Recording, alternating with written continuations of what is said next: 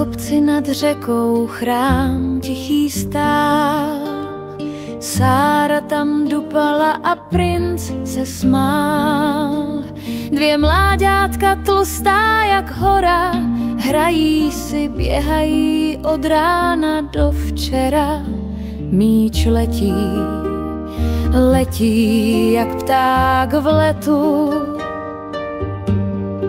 Sára ho chytá, princ zpívá větu. Na nádvoří velkém smích zní jasný, Sára a Emílek, svět je krásný. Dupou běží, tančí v kole, na chrámovém dvoře v radosti spolu.